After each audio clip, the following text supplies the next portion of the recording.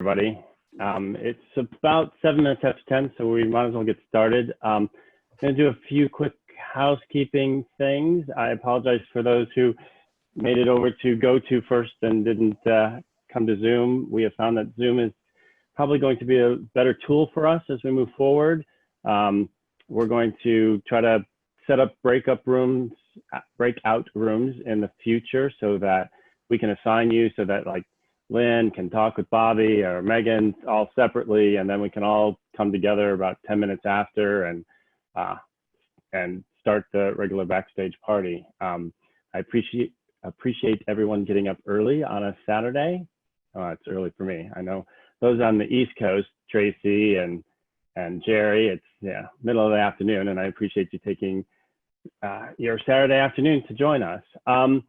So a few housekeeping things. Danny Franich, our associate director, is going to be managing sort of the mute and the chat. If there are any questions that you have as we go along, please put them in the chat, and then we'll get to them and be able to call you as we come to the Q&A period at the end. In the upper right-hand corner of your screen, there's either speaker view, or if you click on it, then you will just see me.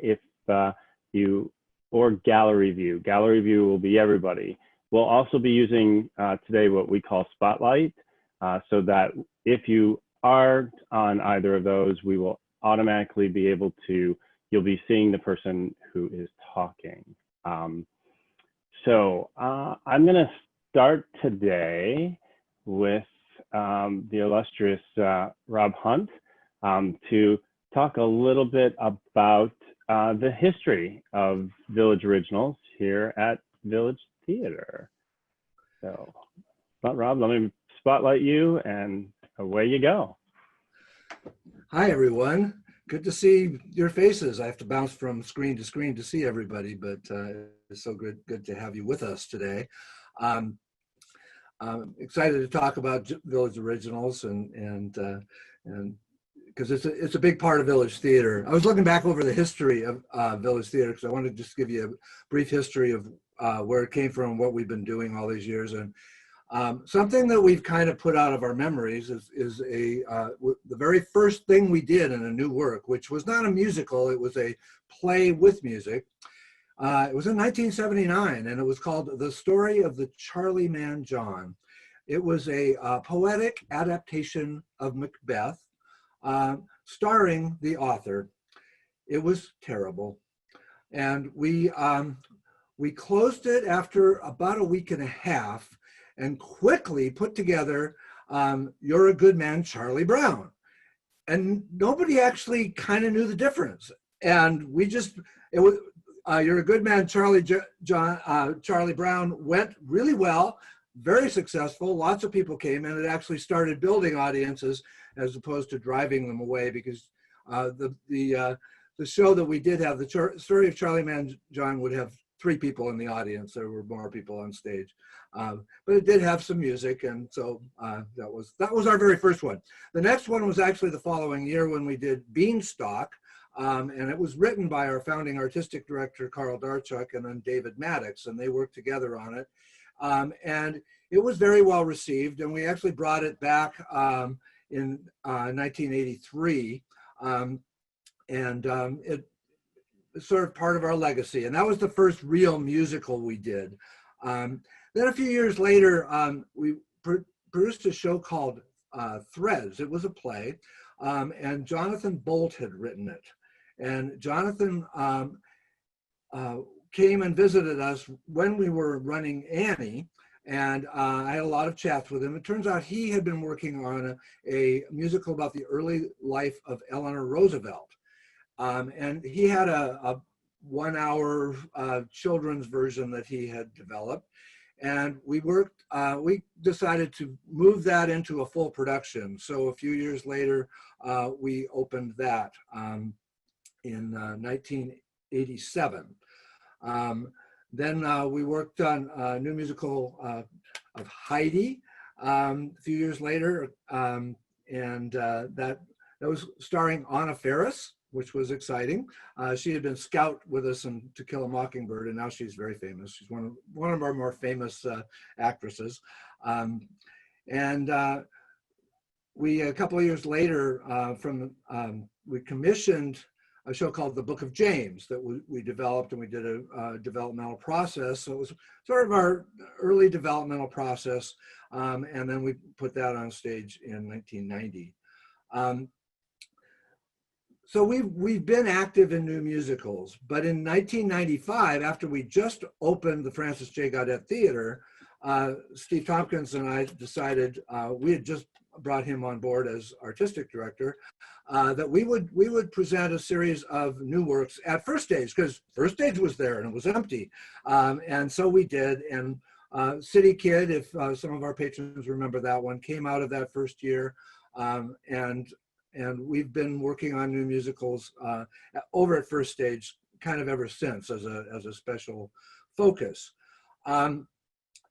It was about 2002 that we really kicked off our festival in earnest, and that's been going ever since. And I think I've talked to many of you about it, but we have a database called VTDB, stands for Village Theater Database, vtdb.org.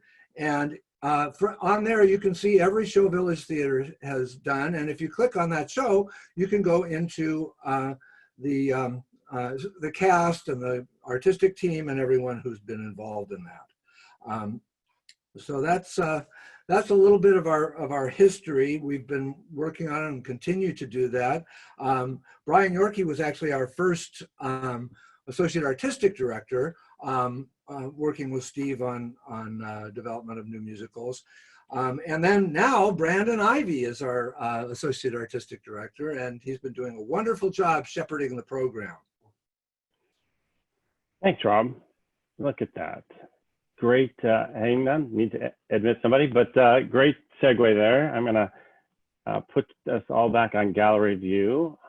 Hi, Brandon, I see you're back on video. For those who don't know me, just I'm Frank Stillwagner. I am the Director of Advancement for Village Theater. I know we have some folks joining us from our Ladies Night subscription series, and I may not have met all of you, so I apologize for not doing that introduction ahead of time. Welcome. We're glad to have you. We're really sad not to have been able to produce the remainder of this season, but we hope to keep our engagement up with all of you and see you online as we can. And then as we move into further phases, hopefully see you back at the theater in many months to come. So today we're going to be talking all about our Village Originals program. And as Rob said, Brandon Ivy, our Associate Artistic Director, now is leading that charge. So Brandon, I am going to spotlight you and would love to introduce you to the folks. Welcome. Hi, everyone. Oh gosh, my hair is a mess. I should have checked before. It's all right. Thank you all for being here. Brandon, so tell us a little bit about yourself, where your history with Village Theater, when you first started with Village Theater, and how you got to where you are today with Associate Artistic Director and managing Village Originals. Yeah, I grew up in Bellevue. I went to Newport High School, but spent my whole life in the Bellevue School District. Actually, my first, as most people in the theater, I started as an actor. I performed when I was in middle school and high school and such. And actually, my first show at Village Theater was a new musical. It was a Village original. It was at First Stage, and it was a developmental production of a show called Searching for Why. And I was an understudy for it. And the person directing the show happened to be Brian Yorkie. And I was, I think, 16 when I did it. The show was about a high school algebra class. And Brian, so that's how I got to know Village Theater, and I thought the new musical thing was so interesting, and so I sort of started like showing up to stuff. I showed up to readings and to the festival, and Brian noticed, because there was this one random high school student in the midst of all of these adults. And he kind of took me under his wing and taught me most of what I know about new musicals. He gave me a bunch of books to read when I was in high school about them. He taught me how to read a script. He taught me how to give notes to writers. He taught me about structure. He taught me about form.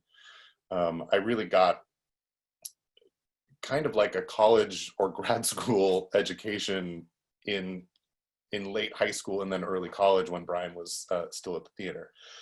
So then I was in a couple main stage shows after that. I did a couple kid stage shows after that.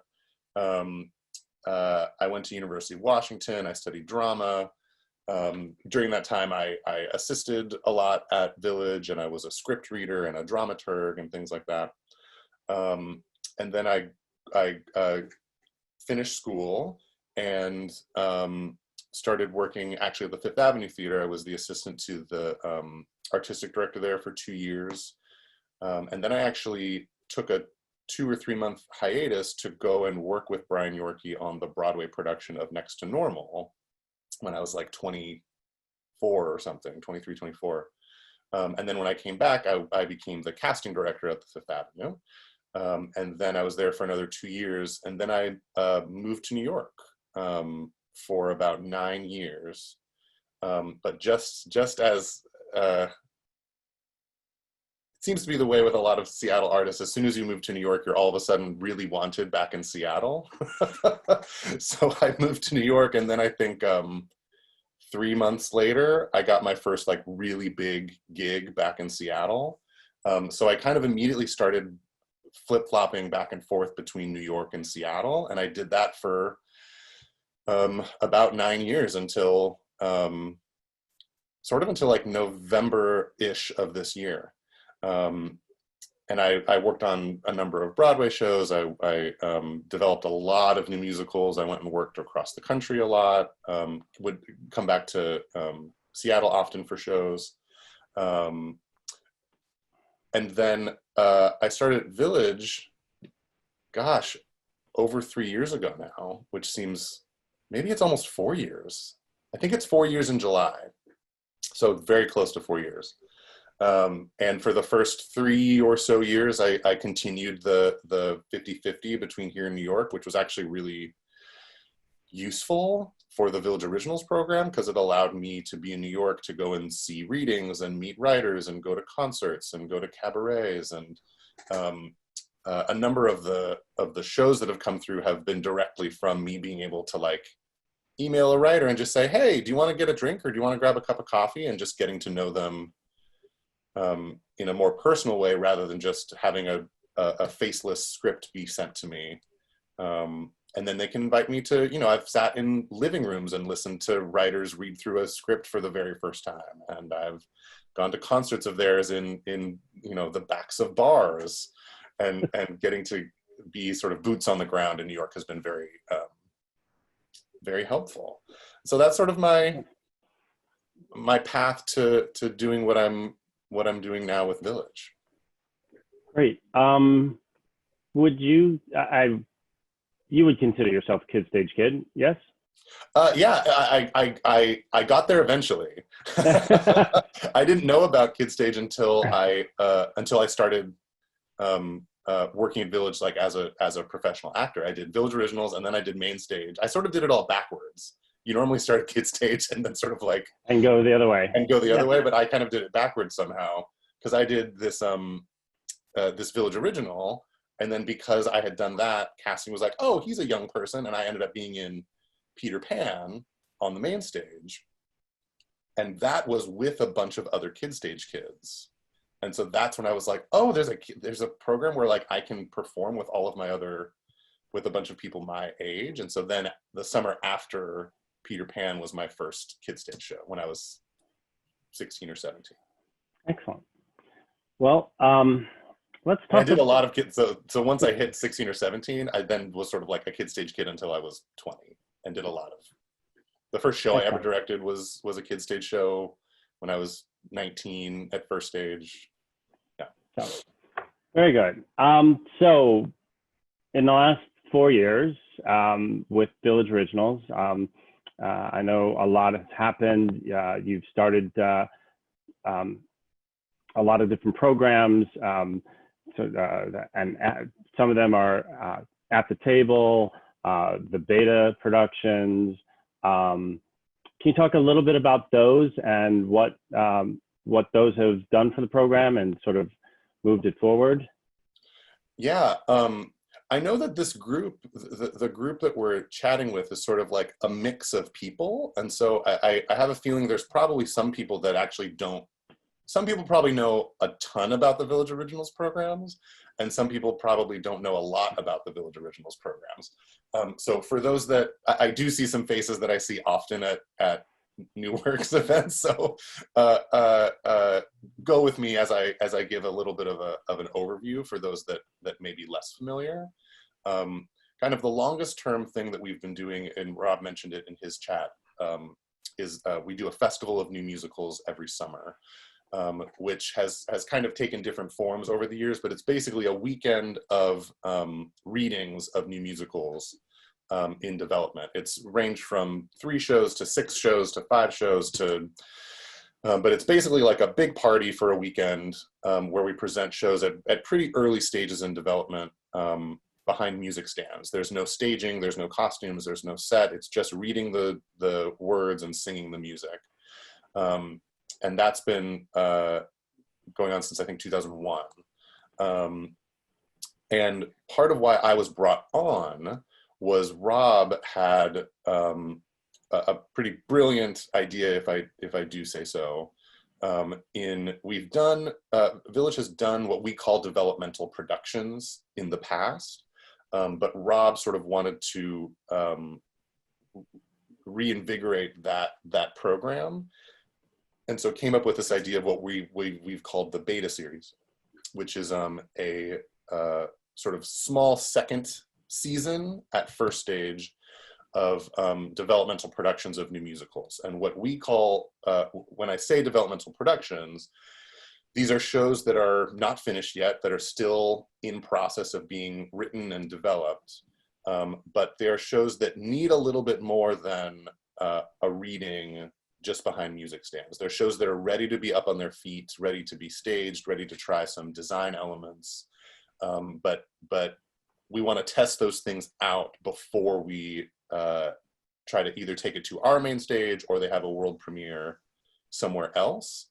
So these are fully produced, but in a sort of minimal way so that we can get a sense of what the show would be like, but the shows aren't mired or bogged down in really complicated technical elements. A lot of times in whether this be at Village or on Broadway shows that I've done, there's a lot of times when new musicals want to make big changes, but because it would take 3 days to re-tech all of the elements that would have to change in order to restructure a show or add a new song or something. A lot of times it doesn't happen, and you sort of sit there going like, I could fix this, but I don't have the time or the resources, or it's too complicated to do it now. The point of these beta series productions is to be able to have that flexibility. So I think we've done what, 3, 6, 8, maybe 10, 8 or 10 since I've been at the theater. 8 or 10 productions, these beta series productions. And some of those shows were?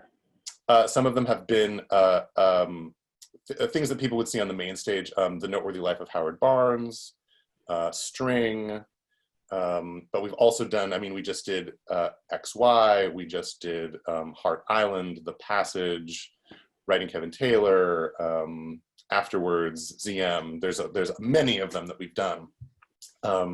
And the changes that they've made have ranged from, rewriting some dialogue, changing some lyrics, to like restructuring Act 1, to completely cutting a character and writing a new character and a new song overnight. And those are things that if we had realized that on the main stage, we just wouldn't have the time or the ability to do that, because once you get to the main stage, it's so technically complex that it's just too difficult to make those changes that quickly.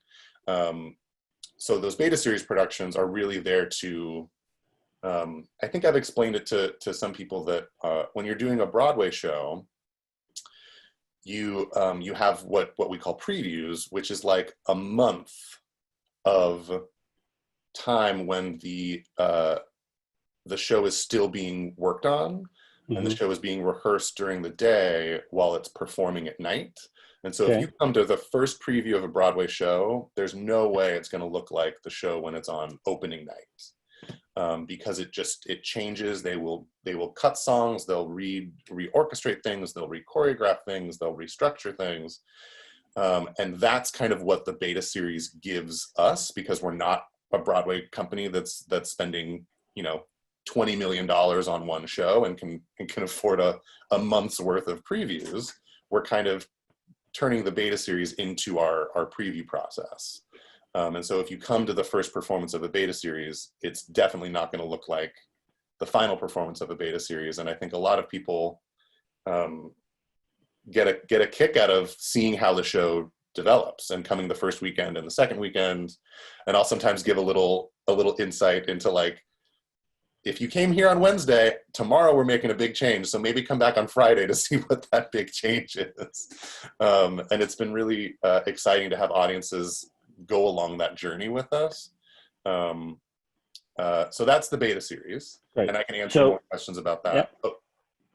So the beta series is obviously part of what we do in the Festival of New Musicals. And I know there's a question about festival, and we'll get to that. But what are the other parts of Village Originals? Yeah, so the beta series is kind of the big reason that Rob brought me on board. That's a very big program, and he wanted someone to sort of spearhead that.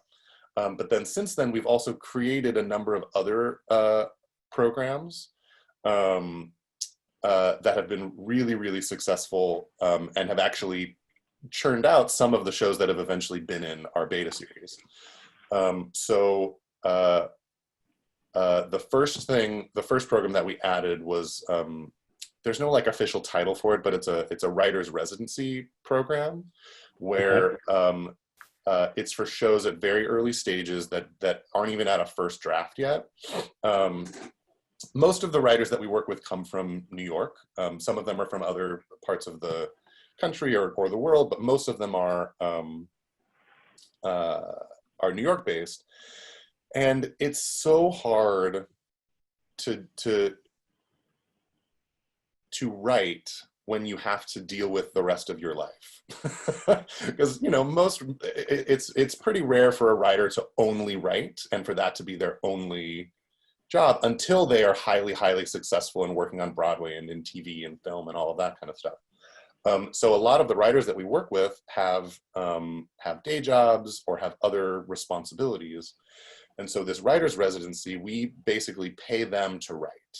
And we give them a stipend, we fly them out to Village, we house them in our artist housing for a week or so, and say, all you have to do is just sit in like beautiful Issaquah and write. And that's all you have to worry about for a week. You don't have to worry about doing laundry, your day job, taking your dog for a walk, groceries. You don't have to worry about any of that. All you have to do is sit in a room all day and just think about your show and write your show.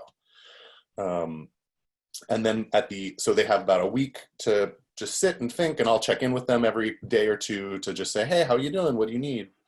Sometimes they bounce ideas off of me. Sometimes they're just like, I'm great. And they're just writing away. We then provide them with a couple actors that are kind of on call to read or sing whatever they come up with. But it's really about writers generating material as opposed to a reading or a workshop where you're sort of finessing the material. It's really about providing writers the support to just write things. And some of those, some things have ended up with like, oh yeah, I wrote a song and 2 scenes over the course of the week. They write maybe 10 to 15 minutes of material. Whereas some people have written an entire first act in the time that they have been at Village. It's one of those, if your only job is to write, you can get a musical written pretty quickly, but that's not the case. That's not the case with most people. And so one of the most impactful things that a company can do is to just provide space and time and honestly financial resources for a writer to be able to just make their art. So that's been really successful, and we've had two shows that have specifically come out of these residencies. Yeah, one which was actually, I think they were maybe were they the first or the second people that I called when I got the job. They may have been the first. Danny Larson and Michelle Elliott are a writing team that we've had at Village many times. I think we've had at least maybe 4 of their shows, if not 5. And what shows would those be? A show called The Yellowwood that was in the festival. A show called oh gosh, it's had a million different titles. Catch the Wind, which is about the I can't remember the name of the pirate, but it's about a very famous Mary Read, a very famous female pirate. Okay. And Cloaked, which is sort of other than the show that I'm about to talk about, Cloaked is a show of theirs that we did a developmental production before my time over at First Stage. But I'm dear friends with Danny and Michelle because I met them actually working at Village on The Yellowwood. And they had this idea for a show that they had told me about and I had been interested in for years. And when I got to Village, I called them immediately and said, hey, did you ever start writing that show? And they're like, no, we've always been meaning to start. And I was like, great, I've got the resources to help you start. And we invited them out to Village and they were there for a week and worked on their show. And that ended up being Heart Island. That was in our beta series last year. And so Heart Island was with us with a residency for a week, gosh, probably 3 years ago. And then was in our Festival of New Musicals soon after that. And then we did, actually, I don't know if we've ever really done this before, but we partnered with a theater in New York and did a 2-week workshop of the show in New York like 2 years ago. Okay. And then did the beta series production last May. So that's go ahead, Frank.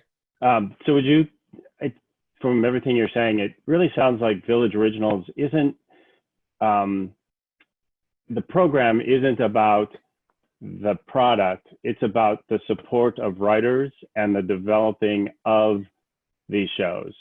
Like the end goal of Village Originals isn't like to become a show on the main stage. It's about supporting the writers and their process and helping them create the best work that they possibly can.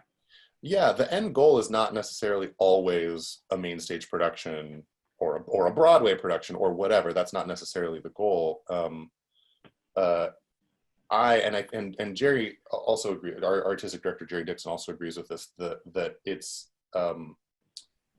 I feel very passionate that it is a very artist-centric program, and that we are supporting artists, and then and the work that comes from that is the work that comes from that. And I think that what we're interested in doing is providing voice and support to writers that we think are exceptional. And then that will yield work that is exceptional, right? Rather than working the other way around, which sometimes in the, this is not just at Village, in the history of theater, someone may have a really, really great idea for a musical, but they may not be able to execute it. Mm-hmm. Right? They may not be able to write it. The idea may be up here, but their writing level or skill may be down here. And you get to it and you're like, oh, that should have been so much better than it was. But the way that I think about it is if we can make sure our writers are really, really exceptional and create a relationship with them so that they come to us when they have ideas and passionate projects that they're working on, we will eventually hit a gold mine, and that we will finally find a show that some exceptional writer has found an equally exceptional idea, and it will be magic. It's part of why, if anyone knows of the Public Theater in New York, which is sort of like one of the biggest not-for-profit companies in New York, that's sort of how they function, is they find writers that they think are really, really exceptional and just sort of give them space and time to think and develop. And that's how they've ended up getting shows like A Chorus Line and Hamilton and Fun Home. And I mean, like the shows that they've Just a few developed things. yeah, just a couple little Things here and there. But like a great example is another show that we had in our residency program, and also another program that I'm about to explain, is by a writer named Michael R. Jackson, and he, 3 months after he was with us, his show A Strange Loop got its world premiere at Playwrights Horizons, and he ended up winning the Pulitzer Prize this year. What show was he working on with us? He was working on a show called UGLY. Okay. We were very excited and passionate about it, and we're taking steps to move forward with it. Unfortunately, one of the writers passed away about a month or two after we did the last residency of it. So it's a bit in limbo as far as that's concerned. But because we have this relationship with Michael, we've already started talking to him about other projects that he's interested in working on. But it was a really, really exciting moment to be able to say, hey, this writer that we supported over the course of 3 years just won a Pulitzer Prize off of the first show he ever wrote. So that's really encouraging to know that we are at least going in the right direction of the people that we're supporting. It was very exciting. So the show that we were working on with Michael also came to us because Michael was one of the other. There were 3 people that I reached out to as soon as I got this job, and Michael was one of them. And I just said, I don't think we're right for A Strange Loop, but you are obviously unbelievably talented. What else are you working on? What do you need help with? What do you need support with? And he brought me this show called UGLY that's about an all-Black high school in Alabama, I believe. And it's about the first girl to try out for their school's wrestling team.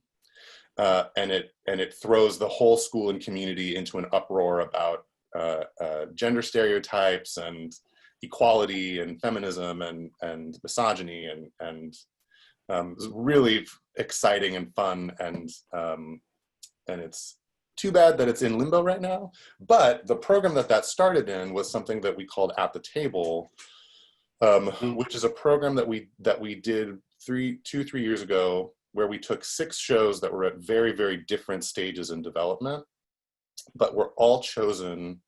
The program is to highlight underrepresented voices. So, the shows on Broadway are overwhelmingly predominantly written by white men. It's something like 95% of the musicals of the last 10 years have been written by white men. And white men are great. I'm a white man.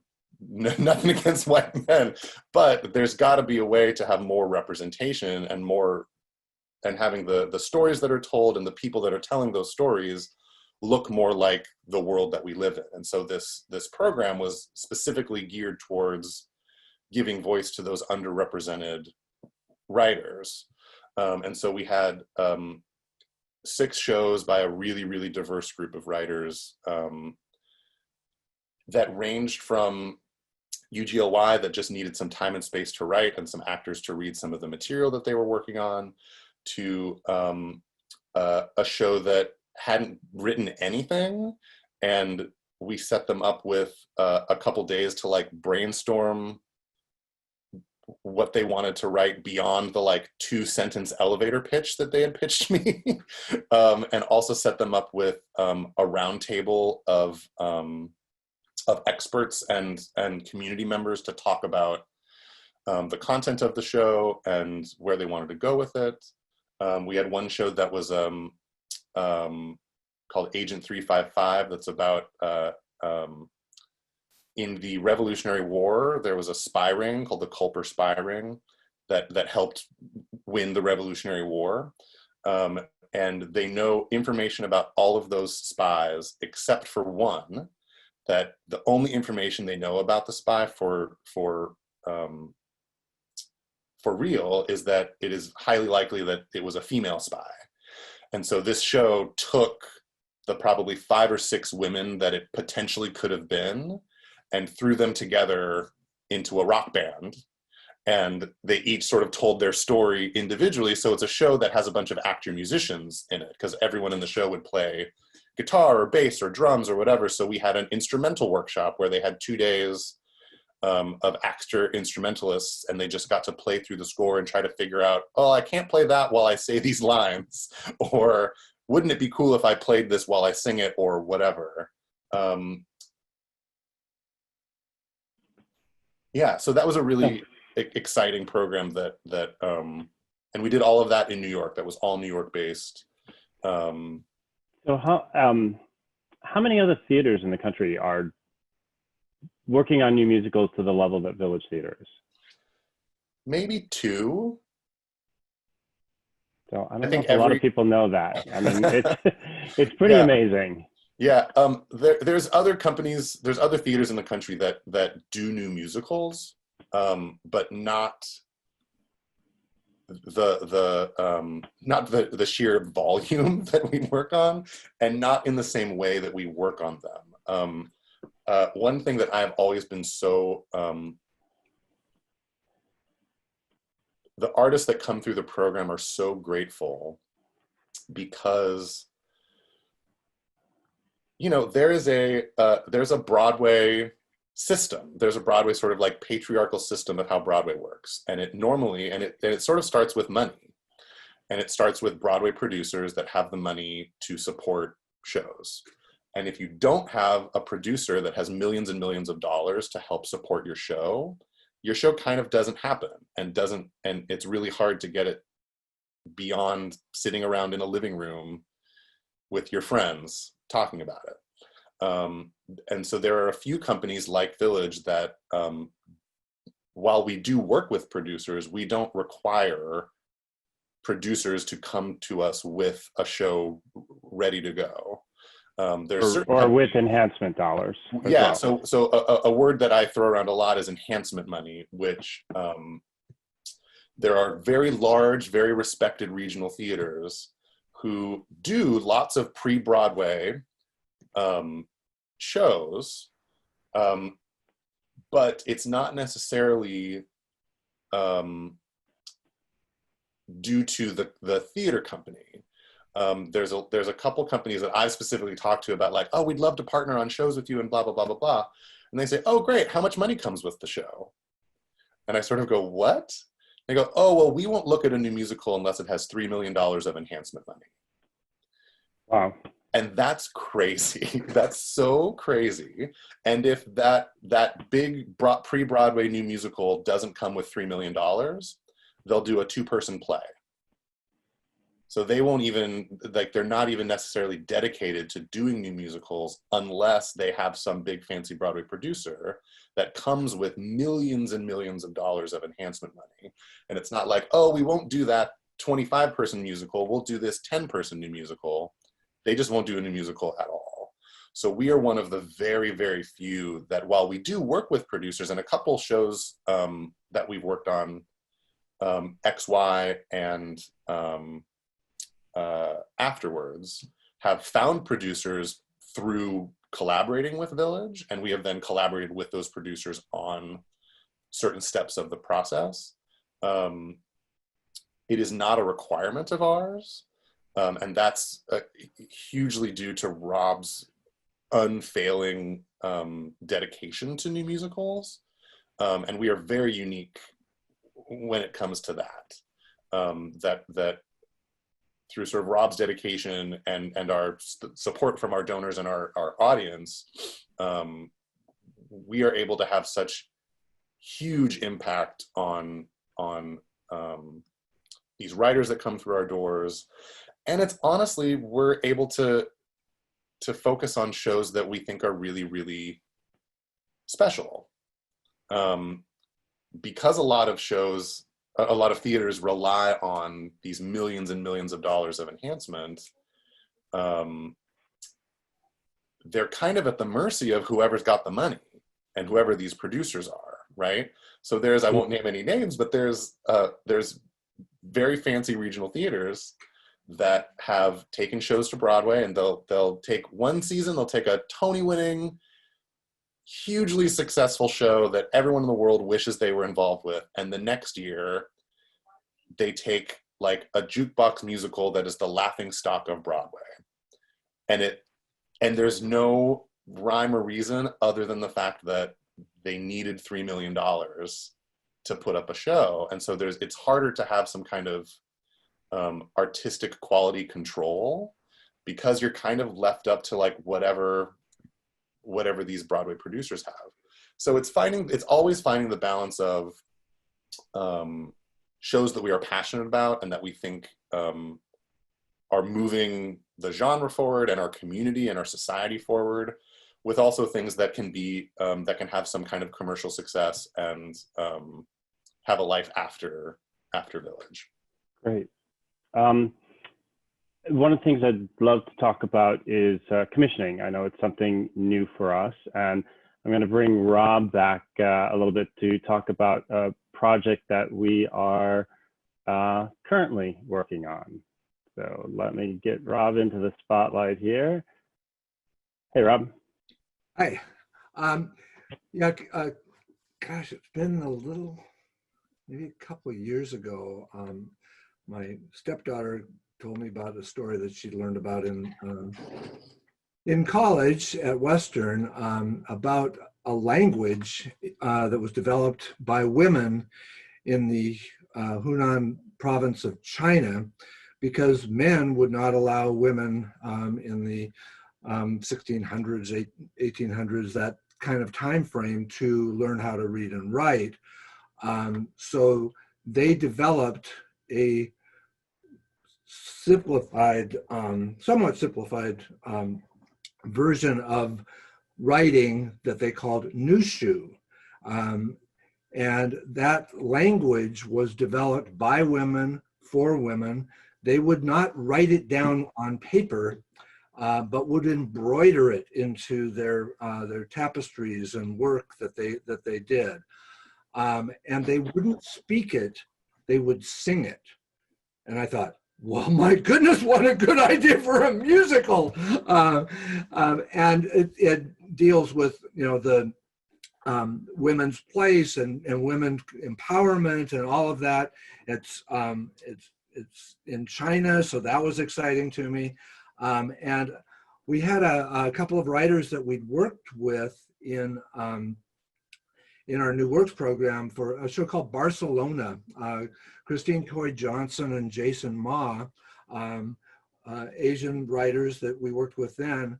And Christine was on the tour of Come From Away. She was an actress in that show and happened to be in Seattle. And I heard, oh, she's in Seattle. I called her up, and we got to talking. She became very interested. And then working with Jerry and Brandon, we developed a plan for this, and we had a great meeting with Christine and Jason in New York and solidified the planning. And they submitted their first script, which we are in the process of reviewing. We'll have some back and forth on that, and we hope before long we'll do something with the show and have some sort of a gathering, maybe online or something. I think Brandon might be talking about that a little more. Yeah, so, and I just recently discovered, so Nushu, which is spelled N as in Nancy, U, S as in Sam, H, U, literally means women's writing in Chinese. So I was like, oh, that is fantastic. So I know that we haven't commissioned a lot, Rob. Are there other things that we have specifically commissioned, or is this one of our first major commissions? Well, we actually commissioned Heidi when we did it. We commissioned Book of James when we did it. We commissioned the expansion of Eleanor from the children's 1 hour to the full 2.5 hour show.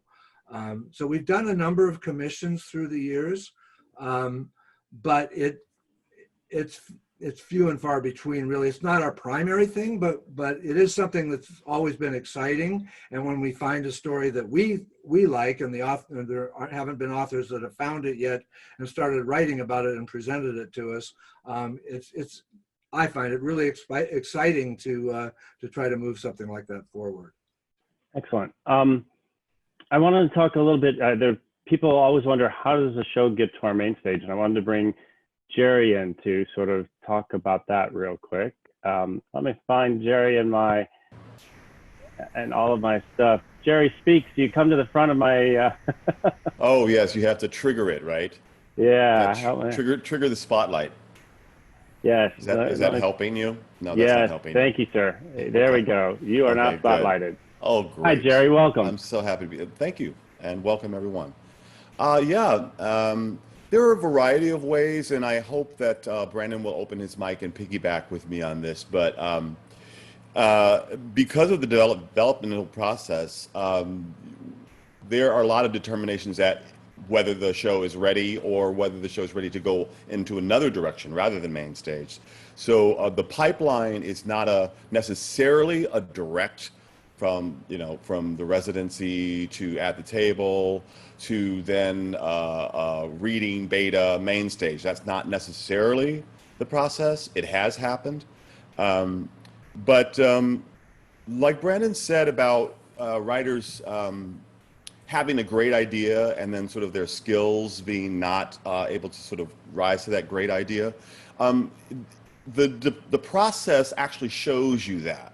So sometimes those might even out in the process, and you go, oh, these people can really write and rewrite and re-edit, and then somehow it sort of never gets better, and so you decide to move that along, or it really rises to the challenge and you keep going, and it really shows that it's really great material, but not necessarily for general consumption. It might be for a house of 100 seats a night per week, or sometimes the level of the writing works, and you're like, oh, this is exciting, and I think a general population would really enjoy this, and be transformed and moved and moved by the work. So there's a lot of things that come into play. So there's not necessarily a direct pipeline. Okay. We have lots of discussions about it, and one part of it is it socially relevant right now? What is it saying about humanity? What is it saying about the times we're in? So there's those things. There's also the enjoyment factor, and I think at the core of it is something Brandon spoke to of the relationship to the writer more so than the project. Like how much do we want to invest in that writing team that tells us how long you want to commit to spending time within developing a musical. This takes a long time. Just a factoid. There are only 2 musicals in the American musical canon that have ever been successful. I'll keep underlining successful, that were written from page to stage for under 2 years. Showboat, The Full Monty, full stop. Those are the only 2. The ones who skip those processes that Brandon has been talking about, they don't do so well. Musicals take time. They take the building up, tearing down, rebuild, tear down, and that process it takes a while. So it's really interesting to watch. I've been part of the process as an actor, as a director, as a writer, and it's really interesting. It's almost like watching an accident happen before your eyes, that when people are skipping the process, and that that's probably not going to work out for the best. So I love that the VO process, it has all of those things built into it so that you can build, tear down, build, tear down, build, tear down, with a lot of really great, talented people focused on all that work and with the time to generate that work. So I'll let Brandon talk about the necessary steps, but I think he would agree that it's not the same for every show. Go ahead, Brandon. Yeah, it really varies show to show. And there's no, and I think that's actually part of what I like about the way that we've set up the new works pipeline at Village, is that no show is the same, and so no show should get the exact same kind of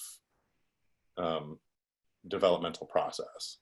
And I think that's actually if a company isn't able to be agile in how it's approaching projects, that's when you're trying to, like, you know, force what is a square peg into a round hole.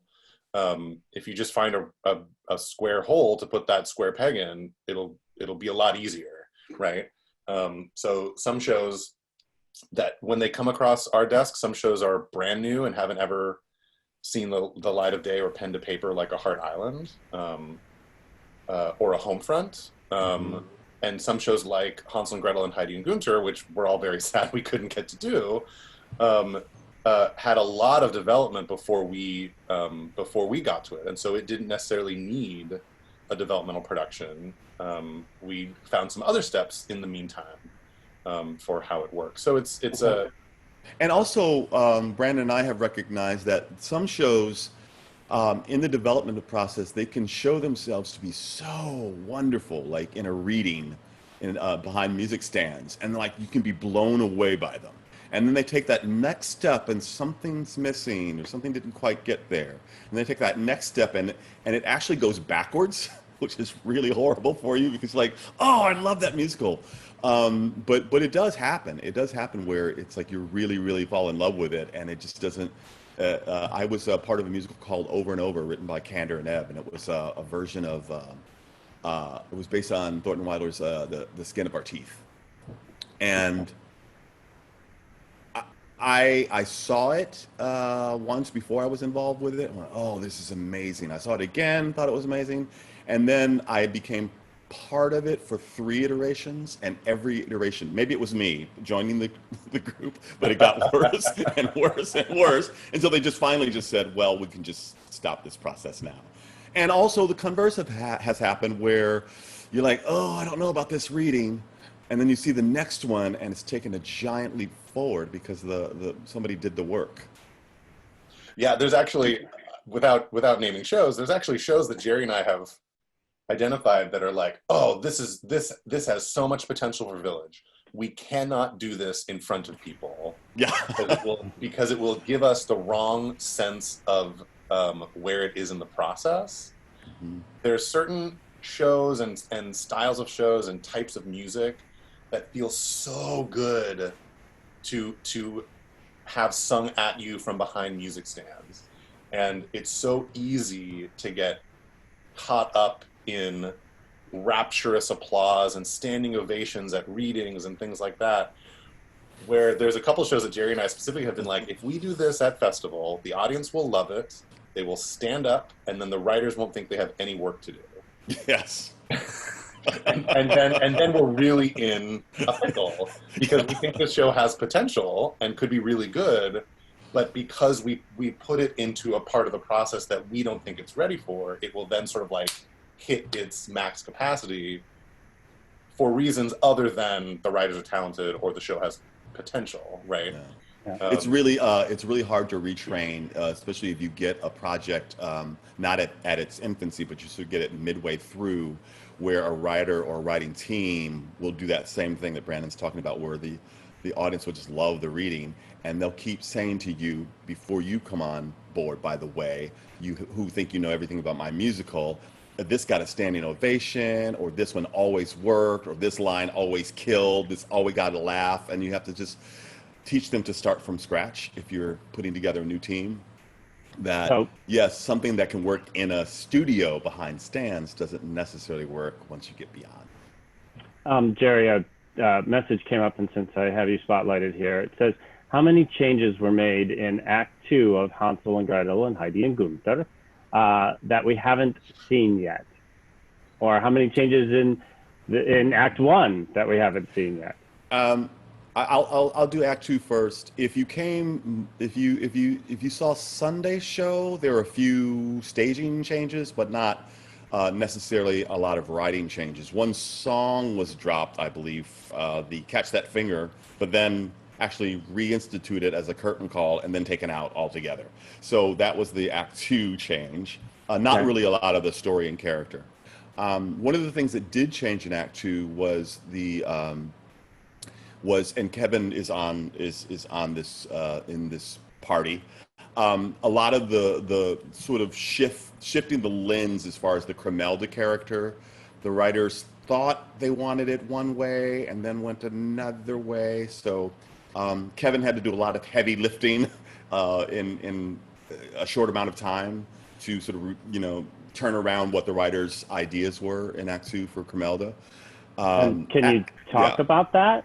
Sure, I can talk about that, and Kevin can talk about it as well. But writing is theory, and when you get human beings in the room, at the table or in costume on a set, those theories can change, and the writers go, "Oh, I see.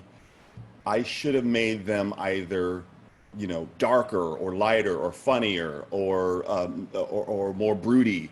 And they realize that on the page it works one way, but when an actor gets hold of the material and they're operating within a company, they might want something else. And you have to, especially in the process of a new work, you give a little bit of latitude to the writers to kind of suss that out. Again, it's a lot of heavy lifting for the actors because they've been developing a character for 3 weeks or 4 weeks, 5 weeks, and now changes come and they have to sort of adjust to those changes. And I must add that Kevin did them brilliantly. And then the first act is where most of the writing changes came. Okay. Trying to find the tone of the show, because the tone, it's a little tricky in that it's sometimes light, it's sometimes dark, it's sometimes whimsical, it's sometimes biting. And they're just mostly the book writer was just trying to find the right tone to make sure that the stakes were high, that there was danger in kids getting kidnapped and kids getting eaten by witches and mothers failing. But there was also, they wanted to be very bitingly funny. The human comedy is what they were looking for. So it's tricky. Brendan, you had something you wanted to add to that? Brandon, you had yeah. something? Like a quick example that is actually not Hansel and Gretel, but a very like specific, because Hansel and Gretel's a little harder. The tweaking they were doing was a little more nuanced than this example I'm about to give. In our beta series, gosh, 2 years ago at this point, we did a show called ZM that was a zombie musical by the writers who wrote Urinetown. And it's very, very funny. It's very, very sardonic, very, very smart. But it was based off of zombie movie tropes from like the 70s and 80s. And so one of those characters in particular that sort of appears in zombie movies a lot is like the sort of dangerous drifter that sort of shows up and then kind of terrorizes whoever's in the bunker or wherever they are, and it often tends to be a young woman. And so when we were doing readings of the show, there's a moment when this drifter has a dangerous encounter with the young leading lady of the show. And it wasn't until we got on our feet and had to like have this drifter, be dangerous towards this young woman and chase her around an abandoned restaurant that we all went like, oh no, this is not okay. This feels really, really bad. And so we had to make a change that we didn't anticipate because no one noticed, and they've done a million different readings and workshops, and it wasn't until they were actually staging it and putting it on its feet that it was like, this feels terrible and we have to change this. That's not what was going on in Hansel and Gretel, but that's just like a big example of a moment when you're finally able to get something up on its feet and look at it beyond a music stand, and it feels totally different than what you thought it was going to feel like. And so with that show, they essentially cut that character and put in a new character and completely rewrote his song, and it's still not fixed, but it's definitely not as problematic as it was before. Yeah, you know, I had a mentor once say to me that that the staging of a work is almost like a recording in a studio, and that everything that's wonderful about it is highlighted once you get on stage. Everything that's wonderful about the book and the music is just super underlined and highlighted. But that also means that everything that's wrong with it is also highlighted and magnified. So you start to see things that you never saw in the studio because they weren't costumed and lit and placed. And now you go, oh, that's terribly wrong. I must fix the foundation before I go a step further. And so you, again, that tearing down process of like, okay, not appropriate, not good, doesn't feel good. So you take that out and you rebuild, relight, recostume, all that. There's two things I want to get to before we open it up for questions. And first of all, I'm going to come back to you, Brandon. The process of if somebody has written a musical and they'd like us to read it or they'd like to submit it, what is that process like at Village Theater and for anybody? Or is that even available to do? Yeah, it normally is, but during COVID, it's not. We are one of the few companies in the country that has an open submission policy. So that means that anyone in the world can submit a musical to Village Theater. There's a page on our website where you can submit, and we get a couple hundred script submissions every year. Wow. And those range from things that people have seen. I'm sure something has come through the script submission process that makes it to the main stage, but definitely things that you've seen in the festival, if you've come before, have been submissions. And then honestly, there's submissions that come through that are from, you know, amateurs or people that are hobbyists. The range is vast. We get stuff that people have had Broadway shows that submit to our submissions page, and people that have like never written anything before in their life and are starting it as a hobby maybe. So who reads these 100 scripts that come annually? I look at all of them and I do a quick survey of like, is this worth paying someone to read? Because we pay all of our readers. And so I'll do a really quick, I'll listen to a couple songs, read a few pages of the script, you know, read the synopsis to see if this is anything that we're remotely interested in. If it's not, we say, thanks so much. We wish you the best. And if it is, then we assign a reader to read through the show. We have a couple different steps in the process. It starts with, it's either 20 or 25 page sample that we send to readers, and they'll evaluate that sample and say, yes, you should ask for the full script, or no, this isn't worth it. You don't need to worry about reading the full script. And then if there's a full script, then we send that to more readers, or I will look at it immediately, or so there is a bit of a process, but then there are things that can, you know, if there's writers that have been with us before that we know their work, sometimes that'll push them through in a different way. Or if there's a topic that we're really, really interested, that may sort of fast track something to get read right away. But yeah, there's a process that we mostly stick to. Okay. Can anybody be a reader? No. Or no? Okay. Just No. want to make sure. So like people shouldn't start contacting you saying, I want to read. I want to read. No, the readers are pretty specifically chosen. The folks that have theater experience, a lot of them are either other writers or there's a few actors. A lot of them are directors and dramaturgs and producers that read scripts often. Some of these people read scripts for other companies or grant opportunities or award opportunities. These are people that have lots of experience evaluating material and seeing potential in stuff that may not be ready, and also seeing potential hindrances. You know, if someone can't keep a steady rhyme scheme, they might not be a writer that we're interested in going further with, right? Got it. So there are two. We know that there's been. We've talked a little bit about success and what that means, and we've had some material come through our program that has, I think, in the general public would deem it successful, such as Million Dollar Quartet, Next to Normal. When it started with us, was called In Your Eyes. What was? Oh no, it was called Feeling Electric. Feeling Electric. Sorry. Thank you. Brian and Tom also wrote In Your Eyes, but that's a very different show. Yes. It Should Have Been You. All three of those shows had their beginnings or partial their beginnings at Village Theater, and all ended up on Broadway. But I know that we define success in many different ways. Can you talk about other shows that have had a significant life beyond Village Theater? They may not have gone to Broadway, but they're being produced regionally at regional theaters. And what do you consider success? I mean, it's such a weird thing. I know it's really easy to point to success like, oh, we've had this many Broadway shows, but like, how many of those Broadway shows are good? Like there's a whole, we've talked about how the Broadway commercial complex is, the best shows don't necessarily make it to Broadway. I've seen plenty of shows that I think are terrible on Broadway.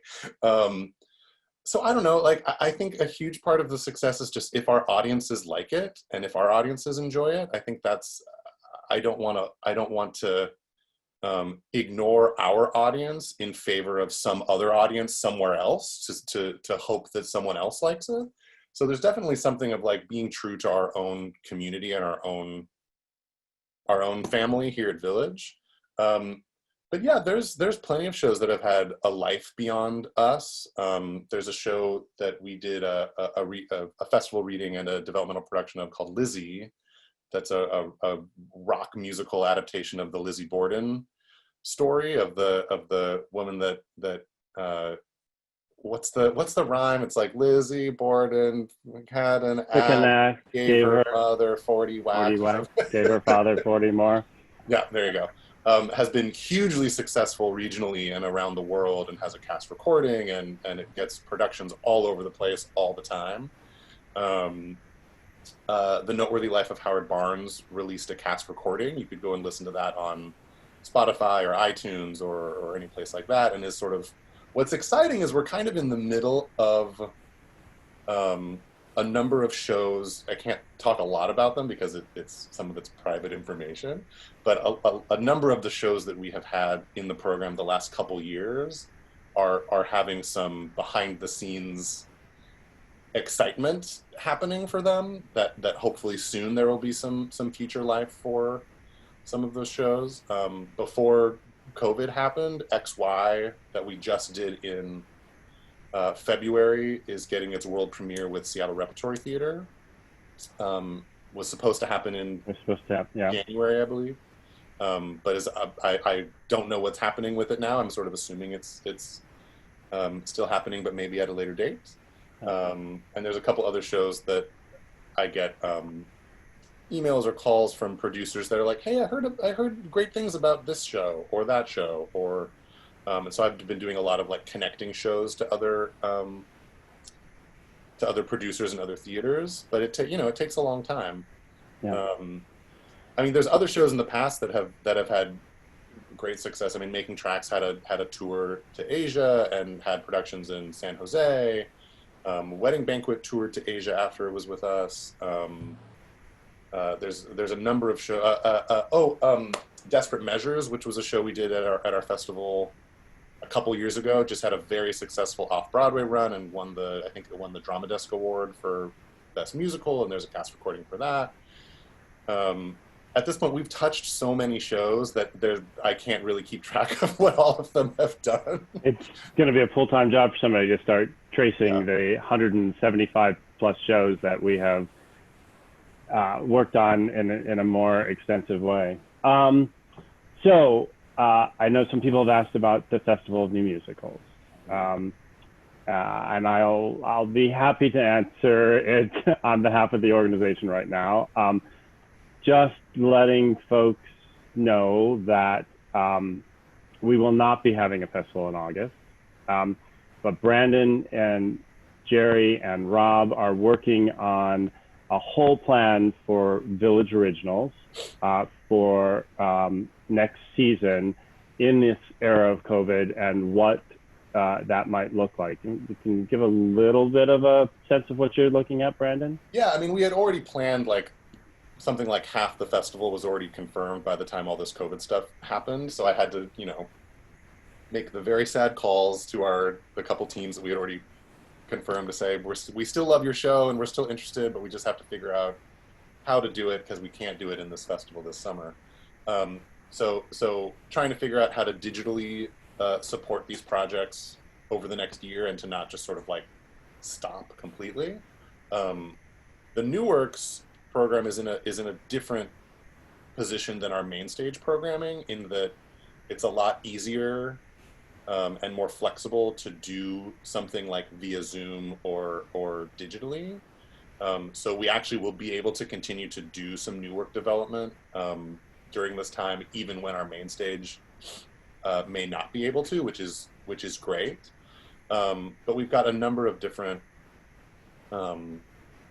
program. The closest thing to what folks have experienced in the past is just like a digital reading of a show that you would log on to Zoom, similar to this. But there's a different format that it would go in, but you would experience a reading sitting here on Zoom. And when someone is in a scene, their screen will pop up, and when they're not in the scene, their screen will disappear. There's complicated and different ways to incorporate music into that, or maybe not. And then there's other ways that we're going to engage our audience with our artists. There's ways that we can support our audience, our artists, that are not necessarily meant for audience members. But then there are also ways that we can connect our artists with our audiences with, talkbacks, things like this. There's definitely like presentations of work that we can do in small ways. We've talked about residencies and how that would work online. But I have like a giant 6-page document that we're going over to try to figure out how we're going to do it. But what's exciting is we have a lot of shows that we're actually very excited to either start development on or continue development on. And this is going to, in some ways, make it easier because we won't have to worry about travel and accommodations and kind of no one's really doing a lot of anything right now. So it's going to be a lot easier to schedule parts of the process. But it's going to be like a new adventure, and what better than New Works to try out this sort of new technology that we're all learning to use. So I wanted to talk just briefly before we go open it up and let folks know that, so this is the first sort of public announcement of that we won't be doing the festival in August. We will be coming out in the next couple of weeks with that announcement to the public. We hope to start to announce a little bit about what Brandon and Jerry and Rob are looking at with the New Works in those lines. And then we'll also have more announcements about the 2021 season overall. So stay tuned. We're spending hours every day talking about how we can bring program to you and when we can bring it. And, we are looking for ways to keep engagement and to keep all of you safe, actors safe, everybody safe. And, we all know that right now, the soonest we're actually going to be able to produce in the theater is sometime in 21. And that's not a secret. We've been telling everybody that, whether, we start in January and put a season together between January and August is, as that final commitment is yet to be determined. But in the next couple of weeks, we will be announcing what we hope will be the direction for all of next season. And for that, those, yes. For those that are specifically interested in the festival, you will get what we were planning for the festival, just in a different form. So it's not like we're not doing those shows that we were hoping to do. We're going to find a way to do them, and you'll just get them in a little different packaging. Excellent. Yeah, and Brandon started out some of what he was saying about the history of the American Musical Theater canon. And one of the greatest things about VO is there's been, of course, a lot of social, I'll just say, stuff in the world. And VO is such a wonderful answer to an antidote to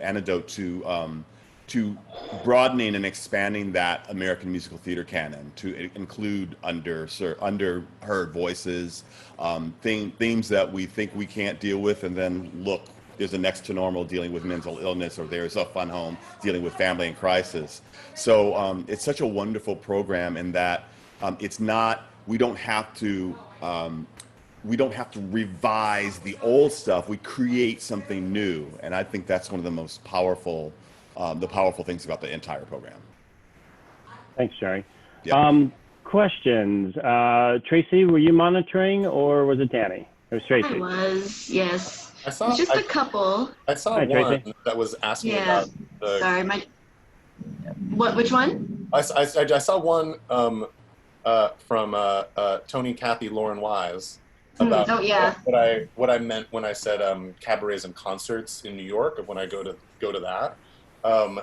When I'm in New York, and Jerry as well, because Jerry spends a lot of time in New York. He's there right now. But I spend a ton of time in New York going and seeing things. They take many, many forms.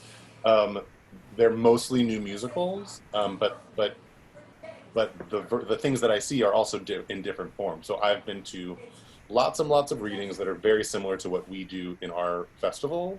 But I also go to like cabaret venues where there's a young writer that's fresh out of grad school that's performing songs that they have written. And they're just like, hey, I wrote this song, it's from this musical, and they play a song and someone sings for them. And it's just a night of that. And sometimes there's songs or artists that I found, or there's in New York, almost every night you can find one of these where there's like songwriter showcases where there's 3 different songwriters and they each perform 3 songs. So a lot of it is me going and seeing these concerts and these cabarets to just get to know artists and writers and shows that they're working on. I've also I went to, one of the last things I did in New York before I came back is the 2 writers of Howard Barnes host a writers group with a bunch of their writer friends. So they get together once every couple weeks to bounce ideas off of each other, throw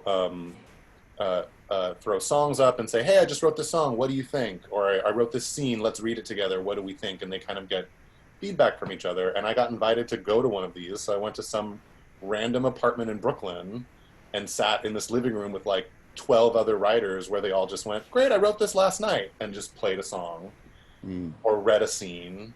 And I'm literally sitting there over there in the corner being like, I run a theater.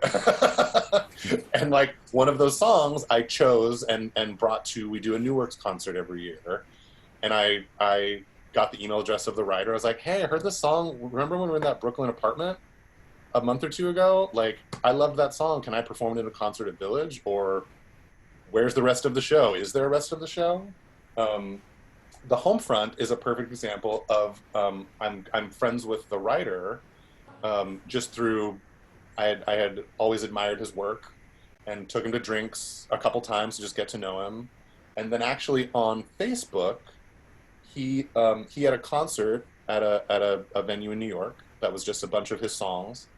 And a friend of his posted a video on Facebook. I couldn't go because I was back in Seattle. A friend of his posted a video and said, here's a song from Sam's new musical.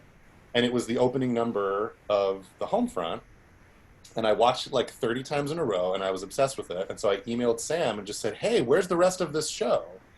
And he goes, oh, well, there isn't a rest of that show. That I've written one song.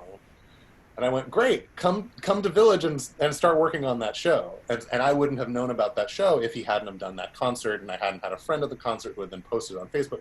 So it's all, it's a bunch of different ways to find these new shows. So And- the moral of that story is to send you Facebook stuff of people performing. No. and the good news is that very same thing, just living on Capitol Hill, that very same thing's happening in Seattle too. And I can I don't even have to know, I can know what it is. Like there's a songwriter showcase. I don't need to know who they are. I just go. I go to 12th Ave Arts or go to Unicorn and go to the basement and hear the emerging artist in Seattle. So that a lot of that stuff, that very same thing, the concerts, the apartment concerts, the new works, Brandon's new voices, all that stuff. That was one of the first non-theatrical things I saw in Seattle was the new voices. So so there is a mirror of that going on in Seattle as well. So you don't have to come all the way to Manhattan to enjoy that kind of stuff. Excellent. Tracy, questions? Yeah, there's one more. It was a question for Brandon, and it's, have you ever written a new musical yourself? No. I actually get this question a lot, but no, I have not. I think I'm far too, I don't know, my brain doesn't work in a generative way. My brain works in a looking at the stuff that's there and then figuring out how it works. Yeah, it's Nope. it,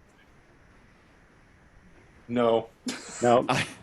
I wrote one called "Guess Who's Coming for Chitlins," and it was a kind of a scathing look at how the media is sort of pulling at the fabric of America, like the Jerry Springer Show, what the Oprah Winfrey Show turned into later, the Phil Donahue, those shows from the 80s, and it hit that thing that Brandon talked about, where my idea was here and my writing skills were here. So I stopped. I stopped after Rodney Hicks, who you might have seen in Hart Island or Big River, directed the last version of that at the Triad in New York, and I was glad that was the last one, because it was painful to know my limits, but also a relief to confess that I'd been beat. So if you write a new musical, we shouldn't accept it, Jerry. And I hear You should not. And if you're doing a reading of one, it's probably on the downside from what you said last time. Great. Unlike how That's you right. started your career. That's right. How you started your career. Please come to any songwriting showcase, because I'm a good songwriter, but that's different from writing a musical. Very, very different. So for those who don't know, Jerry actually started his career in a new musical called Once on This Island. That's true. The original one from the 90s. The original one, yeah. Yeah. All right. Long time ago. Do we have other questions from people? If so, I don't know if you know how to raise your hand or unmute yourself, and we'll find you. And I will just, since there's a comment in here from Tammy and Joe Micheletti, Hart Island, which is the show that we did last June,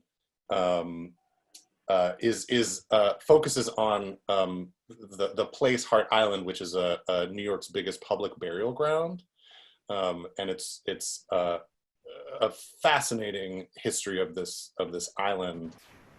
It's where it's where unclaimed dead are buried.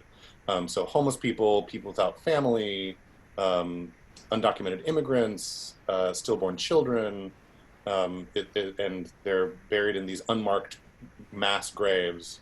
But the sad part about it is that if you have someone buried on that island, you, until very recently, were not able to visit, because the island was essentially an extension of Rikers Island, because those inmates on Rikers were the ones that did the burials. And so in the 90s, this is where a lot of AIDS patients were buried when they died. It showed up on a couple of TV shows in the last year or two, and also is where during COVID, a lot of COVID burials were done there for unclaimed COVID deaths. It's like a very fascinating history of that island. Yeah, and you know, just to show you the trajectory of a musical, when Danny and Michelle started writing Heart Island, it was indeed closed. And next year, it will be an open park with beautiful benches and trees so that people can go, and not only people who have loved ones or lost ones buried there, but for people who want to go there to learn history about the island. So that's an amazing thing. It's almost like Michelle and Danny willed it to happen. Yeah. Oh, Jana just asked a question. Does a new musical ever start with a play that lends itself to becoming a musical? Yes, absolutely. And even when folks are writing something that is meant to be a musical from the beginning, like when Stephen Sondheim collaborates with James Lapine, which they've collaborated on Sunday in the Park with George and Into the Woods, James writes an entire script. He writes the show in play form, and then Sondheim picks kind of the best parts of the show and musicalizes them, and will turn a lot of James's dialogue or monologues into lyric or song or whatever. There's actually a show that I've been kind of masterminding. I don't even think have I talked to Rob and Jerry about this? I don't even know. But there's a show that I got connected to through an agent, actually, that is a play that the playwright is wanting to turn into a musical. And so I've been trying to help him find a songwriter to adapt this this play of his into a musical. So it happens a lot. That play is really interesting. It's about ironically, it's the second show based on the same condition that I've had come through the program, but it's about a man with prosopagnosia, which is commonly referred to as face blindness. So it's when someone can't recognize faces. Some people say it's as if when you look at faces are turned upside down or something, and you're not able to recognize faces. And so they have different ways of knowing who a person is, whether it be by their voice or by the way they walk or the clothes they wear. And it's this beautiful piece about this man that has this prosopagnosia. Beth has it. And it's Wow. it's a beautiful piece about connection and yeah, it's beautiful. So it happens all the time when plays are turned into musicals. Oh, Gwendolyn said Spring Awakening. Yeah, Spring Awakening was a very old play before it was a musical. And Ragtime was an old German book called Coal House. And it was set in Germany. It was about a horse instead of a car that the Coal House character lost. And to go back to Jana, I've had some really wonderful talks about art. So Jana, if you have a book in mind, maybe you do, maybe you don't, but if you do, I would love to hear any idea. And for those who don't know, the reason Jerry and Jenna have had lots of conversations is that she is our graphic designer at Village Theater. So put some context there. Thank you. Yeah. So Beth, from you saying that you have that, then my understanding is that it would be helpful to you that people say their name when they come up to you and first say hello. That's one thing that I've heard about people who have facial blindness, and let us know if that is helpful for all of us. Other questions?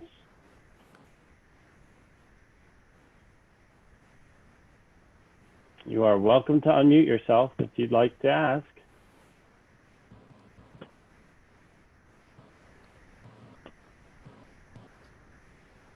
It looks like maybe Dan is wanting to. I see Dan trying to talk. All right, I'll unmute Dan. I can unmute him. There you go. Hold on, Dan. Let me unmute you. You're not quite there yet. Unmute audio.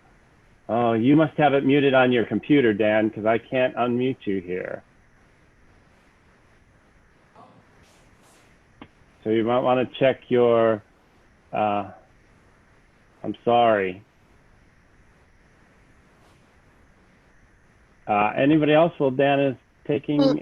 Make sure Dan looks at the top right of his picture. There should be 3 little dots. If you click on that, there might be a place that says unmute. Top right corner of your picture of your frame. Other questions? Well, Dan? Or Dan, you can actually type it into the chat too. If you click on the chat bubble down at the bottom, you can type it in there and we can get it for you. Anybody else? Hi, Will McMahon. I just saw you on there. Nice to see you. Hope you're doing well.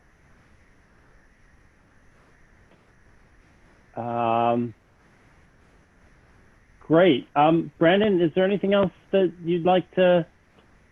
Oh, Dan, looks like you're unmuted. Yeah, all of a sudden. Yay! Hey, this is a quick question, but my elevator speech typically includes a statement that there are only 2 other companies that have a mission like ours. And sometimes I'm asked, well, who are they and where are they? That's my question. Oh, sure. Yeah, I mean, the other one that does probably as much as we do is Goodspeed Musicals, which is in Connecticut. They have a relatively similar producing model to us. They have a main stage, and then they have a second stage space that does developmental productions similar to the Beta series, and they do their own Festival of New Musicals. So they're sort of like the other ones that kind of do as much as us. There's I'm trying to think of the other ones that would be quite as similar. Jerry and Rob, feel free to jump in. There are not very many of them who do the entire pipeline. They might be destination. Wow. They might be on the first end, the festival end, like the O'Neill, which is all the first part of the process. There is the Edinburgh Festival, which is the end sort of the beta type process. But to get, and this is one of the things that writers in New York go, like they cannot believe that we have the entire pipeline available. So it is a rare thing. Even probably La Jolla would be the closest on the West Coast, and that's in San Diego. And maybe the Globe might be another example down in San Diego that does some similar things with workshopping in New York specifically and bringing things. Yeah, I mean the La Jolla and Old Globe definitely do a lot of new work development, but they are in the camp of not doing a lot of it unless there's money attached. So as far as companies that do it, whether there's money or not, that's then I would say Theater Calgary is kind of a runner-up. It's got some of those same things going on, but that's not here in the U.S. It's harder to get there. Yeah, there's some smaller companies like the Human Race Theater in Dayton, Ohio, that does a lot of new work. There's a number of companies that have festivals, but other than us and Goodspeed, as far as like the whole process being under one roof, it's kind of just us. Yeah, and you know the thing that you said that was so powerful about having a residency, Brandon, is that not only do they not have to worry about the financial end of it, it is really hard. I find that I've had the most success in workshops when actors are out of New York City, because it eats up so much of your bandwidth, just getting from your apartment to auditions to different things. And when you're when a writer is in a space that's all they have to think of, it's really invaluable, because it's a luxury that they don't have a lot of during the year. There was a question here from Neil and Don, and Tracy kind of answered it, but we are looking at what membership will look like in the future. Typically in June, we would have done a membership campaign, because then we kick off the festival with everything that you're doing. And because we are not doing the festival, we're going to be going out and asking for support of Village Originals once we have a better plan, concrete plan from the artistic team, and we'll sort of talk about what that'll look like. We hope to have that out probably in the next 60 days. Yeah, honestly, it's a really exciting time in the artistic department to try to figure out how to keep doing the work that we need to do. I spent a whole week in a workshop about digitizing theater and about how to just like the logistics of like how do you present people singing across the country from different computers without like a lag and without so it's a really kind of exciting time. Like every week I have at least a couple calls or emails with people that are also trying to do it, and so yeah, it's an exciting time to try to figure out how to make all of this stuff work. Hey, Brandon, you talked a little bit about content of putting original content as opposed to content that's already made, for instance, like a musical that we've already done that's already been published. Can you just explain, because I don't think everybody knows that there is a licensing issue, which is why we can't really put a lot of things, like if we want to put like scenes from Hairspray on our digital platform. Oh yeah. As opposed to something that we're actually developing. Can you talk a little bit about that? Yeah, it's just we're in a whole new world of copyright at the moment, of what you're allowed to do and not allowed to do, right? So like, to perform any musical on the Village Theater stage, you need to have some kind of agreement with the company that holds the rights, that says we're going to do the show for this many performances, this many seats in the house, this is how much we're going to charge tickets for. But as soon as that turns digital, it's a whole other ballgame, because it is a different medium. It has different accessibility potential, right? So like when you're limited to the 500 or so seats at Village Theater every night, in theory, an unlimited number of people could show up to a digital performance of something. And because it's not in a theater, it's being performed on a screen, that sort of changes. It's sort of a movie or a TV show now, and that has totally different rights situations. Mm-hmm. There's a bunch of, like Hairspray is a stage show, but it also has a movie and a TV movie of it that conflicts with trying to do our own version of a digital presentation. And the idea of producing, I would imagine no one's going to spend the same $50, $60, $70 for a ticket to a live performance than they would to sitting at home at your computer watching. And so that changes the pricing of all of this and the budgeting of all of this. So we can't produce something from scratch because we can't charge the same amount of money and all that kind of stuff. But with new work, because none of those agreements have been worked out yet, we're just dealing directly with writers. And so we say, hey, we'd love to do a reading of your show. And, we still have an agreement with them, but it's not tied up in movie studios and licensing houses and all of that kind of stuff. So it makes it much, much easier to do that kind of work.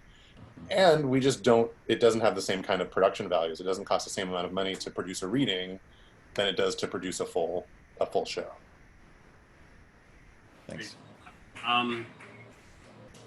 So we are now at a little over 90 minutes. We've been going almost 2 hours.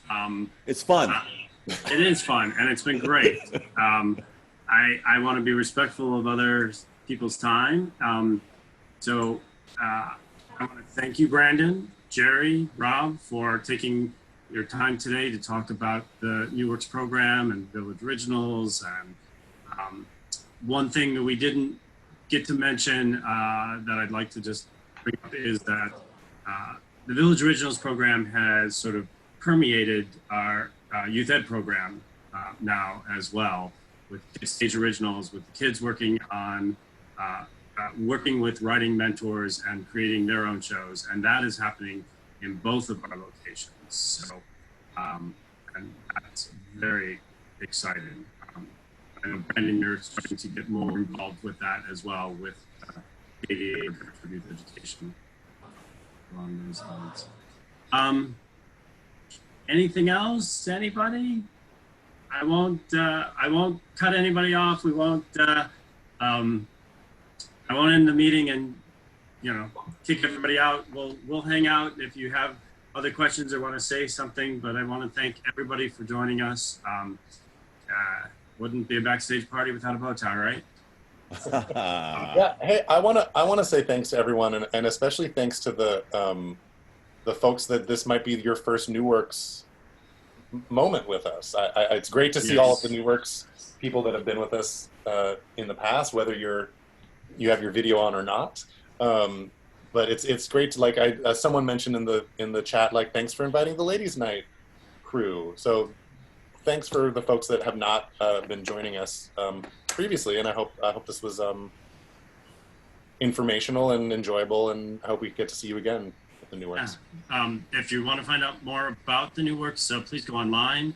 Tracy Mahadio, who works in development, manages our membership program, which these are people who specifically give to support the New Works program, and you get special insights. And yeah, we're redeveloping that as we look to the era of COVID, but we will be back with that, and we'll be reaching out to folks. So, thank you.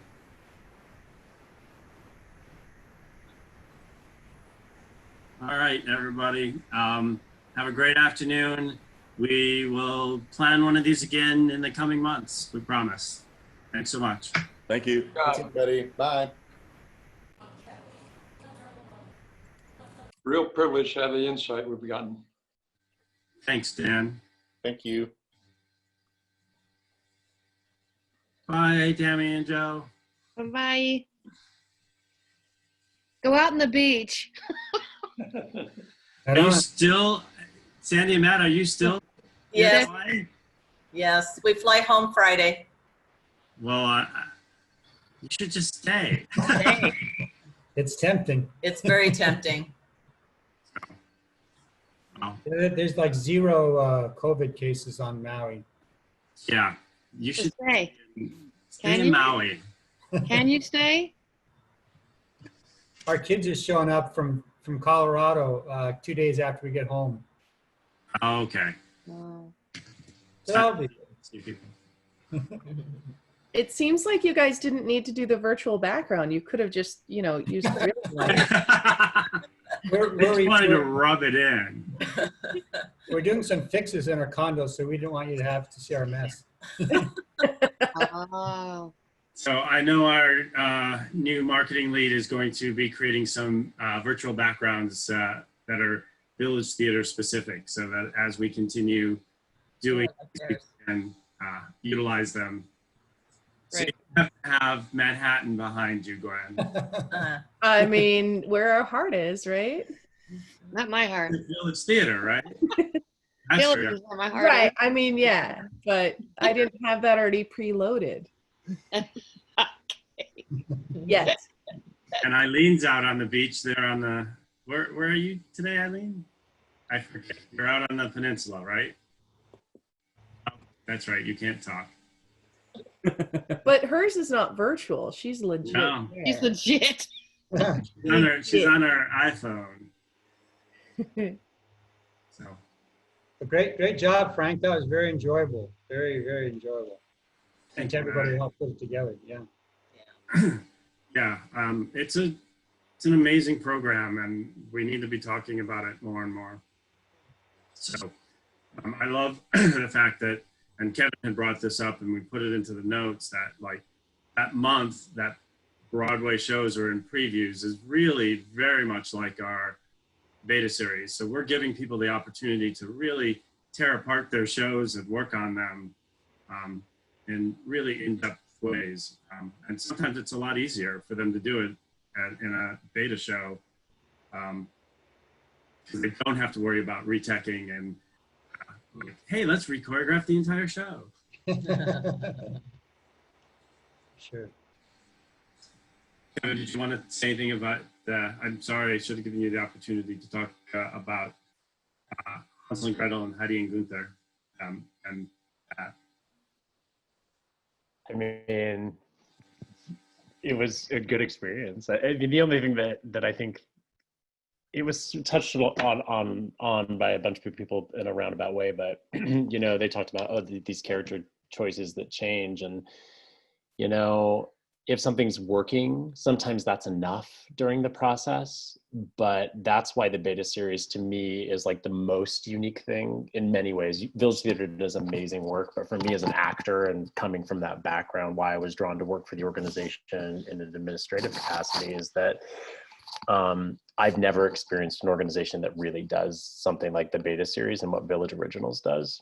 And there are so many theater companies producing established works. There's a lot of youth education programs out there, but the fact that there is a professional theater company dedicated to furthering the canon of the work is like unheard of, because the onus is all in the pipeline of commercial theater producers in New York. And so you don't get diverse, divergent voices telling stories about a mass grave in New York City. Like, you know what I mean? Like, that's not a Broadway show probably, but it doesn't mean it's not a story that shouldn't be heard and deserves credence and voice and a platform. And I don't know, it's just like, this is the thing for me that like really gets me jazzed about Village Theater, because it's so unique and it's so special and it's so much work.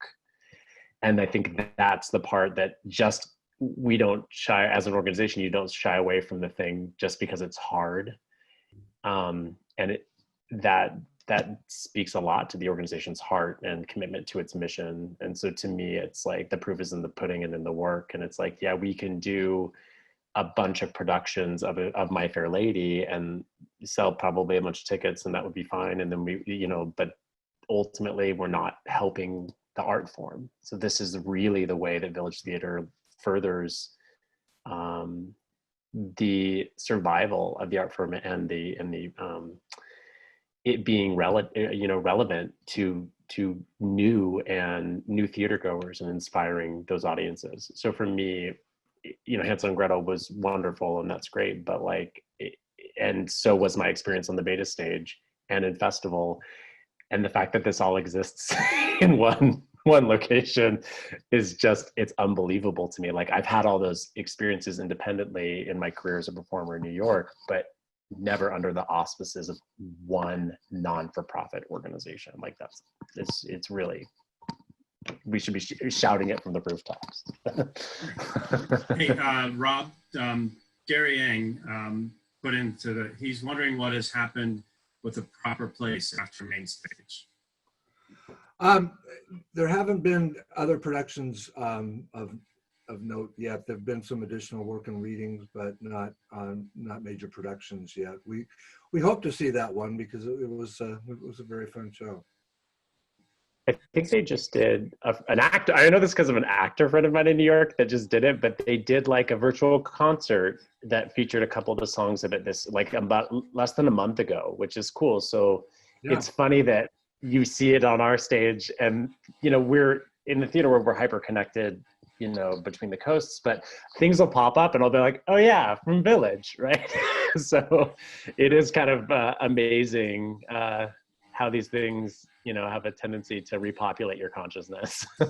Absolutely true. Yeah, that show you learned in 3 days.